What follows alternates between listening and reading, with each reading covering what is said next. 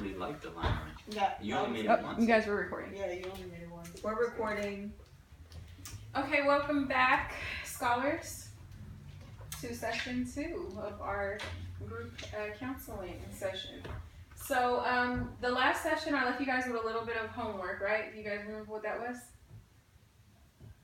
I'm hoping you guys thought about it a little bit, did some of the homework. Of course. Yes. So, I asked you guys to go ahead and think about some strategies that you guys do well to perform well in school, strategies that you use in the classes that you love the most, and think about those strategies so that we can talk about them today. Are we ready? Anyone want to share? Strategies. I draw pictures. Draw pictures? Pictures help a lot, especially in biology. Okay. Draw. Pictures help. And labeling. It helps me. Because I have such a kind of a photographic memory. So I see pictures in my mind. So it kind of helps me. Oh, that's a good tool. For me, it's definitely definitions help the most for me. Like, take the big words, that means that is like the chunk of it, and just get to know and be familiarized with them and put them into the content, and it helps. Okay. Definitions, okay. Have definitions, drawing it out, so pictures. Anyone else want to share?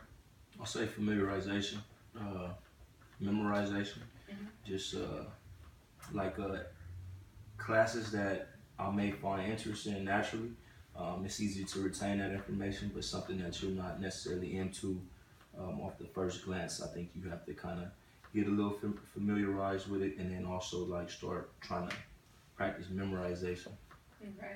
So how would you practice memorization? Because I know for me, I would have to say it over and over again for a period of time, you know, like repeat the song over and over and over so you can learn the words. So that's something that I would have to do to memorize. So is that something that you might use, or? Yeah, I would say flashcards will probably be the best thing to do, and just pick maybe 10 flashcards a day. And once I get comfortable with those, then I'll go to the next set of 10 and do it like that. Okay. Yeah. I'll say practical application.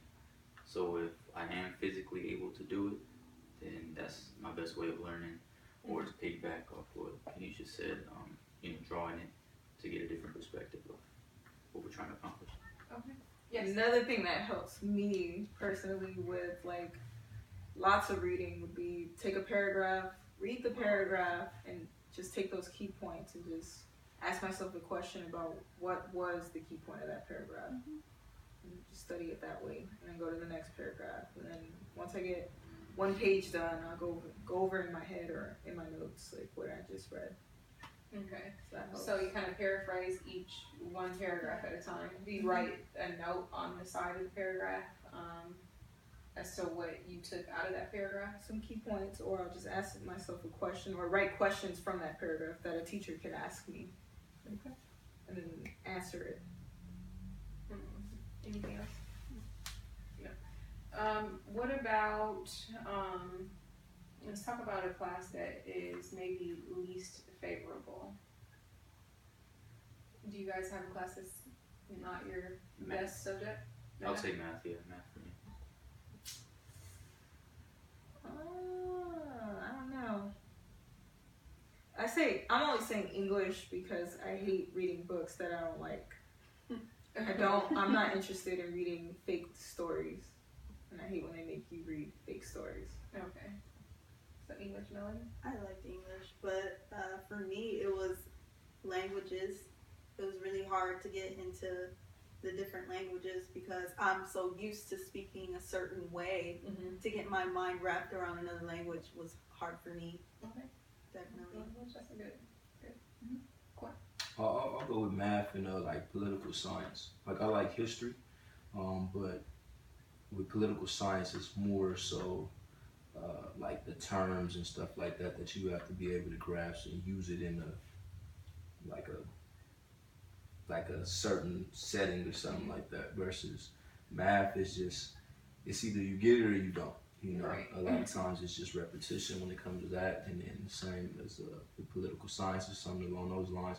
You just have to like kind of repeat them over and over to get a lot of those terms and functions of government to just be able to retain it for like test taking purposes. Okay. So let's say you have your least favorite class, and you set a goal for yourself. Because I know Quint was talking about setting goals to be able to accomplish things. Let's say our goal is to ace the next 3 tests in the class, or quizzes and tests. So let's say 2 quizzes and 1 test. Usually there's a couple quizzes in between before a test. So what do you think are some things that you can do to prepare yourself for those tests, for those classes that are least favorable? Do you think it's easy to want to kind of open up that political science book when you get home, or you said math, right? Yes. The math book, or the Spanish or French or whichever language or English book that you didn't really find interesting or novel.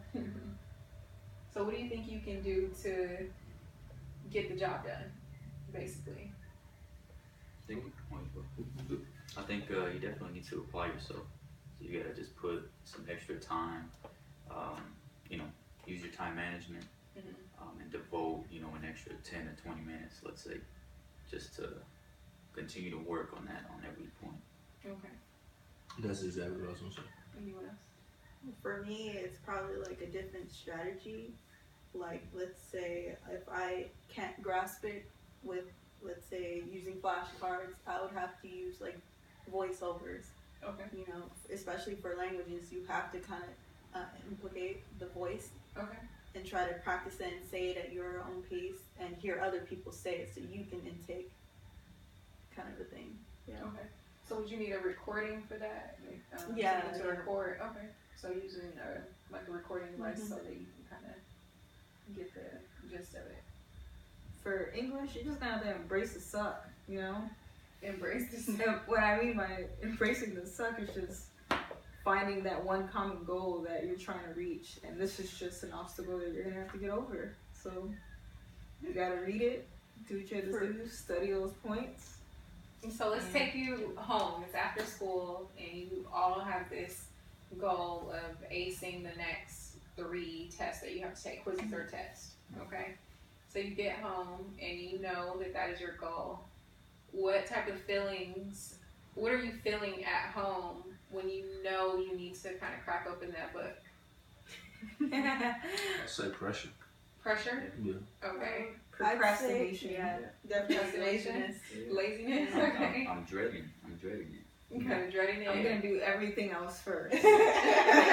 Everything else. Definitely. What do you think at home? Because I know for me at home, I do have a lot of distractions, so there could be, the TV that I recorded that is just in the back of my head, man, I really want to, watch this next episode that I recorded on TiVo, or, something on, another thing that I want to read, or, even if I get really distracted, I can say, oh, I want to polish my nails, or, I wonder if these 2 items go together, these 2, for dinner, or, there's so many things that you can kind of put in the forefront of your brain when you know that there's something else that you need to be studying or getting something else done. So what are some ways you guys think that you can try to avoid that at home? The reward system. The reward system? Okay. I think. For me, it was to take myself out of that place and maybe go to another place, because I know when back then my dad would play loud TV and it just distracted me. So I'd have to probably go, let's say, create a study group with somebody, or go to a library, or go back to school, to help me. So just completely change your environment so you can get the job done. That's a good one. Anybody else have anything else to share? I think you just got to put yourself in the zone. Like, a lot of people have different rituals that they use to study. Like, if it's taking a couple breaths, breathing techniques, meditation, classical music, whatever it is. I think you just gotta find your zone setting and then just embrace it. Okay. Let's say you have all. Let's say you've all.